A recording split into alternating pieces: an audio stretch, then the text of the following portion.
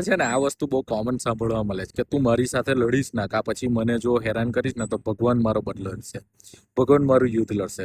મને આવા લોકો માટે એવું થાય કેમ પણ કૃષ્ણ ભગવાને પણ છે ને પોતાના અતિ પ્રિય જે શિષ્ય ફ્રેન્ડ તમે કહો ને કે અર્જુન, એના માટે પણ શસ્ત્રો નહોતા લીધા, તો તમારા માટે લેવાના. અને જો તમને તમારી વાસ્તવિકતા જો એક વખત સજાણ કરવામાં આવે ને તો તમને ખુદ શરમ આવે કે તમારા આવા આવા કાર્ય છે, તો ભગવાન શું કામ તમારા માટે એ કરવા આવવાના? આ જ લોકો એવા હોય છે કે આને જ કહેવાય નાર્સિઝમ. કે તમે જુઓ ને તો એ લોકો દરેક માણસોને એવું લાગે કે યુનિવર્સનો એક બહુ જ મોટો ભાગ હું છું, યુનિવર્સનો સેન્ટર હું છું.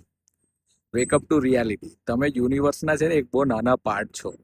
ભગવાન તમારી શું કામ હેલ્પ કરવા આવે? તમને રસ્તા બતાડેલા છે, બધી વસ્તુ કેવી રીતે જીવવાનું છે, કેવી રીતે સરસ જીવન જીવવાનું છે, કેવી વસ્તુઓથી તમે ટેકલ કરી શકો છો, આ બધી જ વસ્તુઓ તમને આપેલી છે. તે છતાં તમારી એક્સપેક્ટેશન એવી છે કે ભગવાન તમારો બદલો લેવા આવશે. કોઈ દિવસ નહીં આવે, કોઈ દિવસ નહીં આવે. અને કયા તમારા યુદ્ધ છે? કોકે તમને બ્લોક કરી દીધો, કોકે કોઈને તમારા પર ચીટ કરી દીધું, તમારા કોકની પાસે 5,000 રૂપિયા લેવાના બાકી છે. આ તો તમારા યુદ્ધ છે. અને તમને એવું લાગે છે કે આ બધા યુદ્ધ માટે ભગવાન ત્યાંથી વૈકુંઠથી તમારા માટે અહીંયા આવશે. Wake up to reality. પોતાની જાતને જે સાચી વસ્તુ છે ને તે કહેતા શીખો. ઓમ નમો નારાયણ.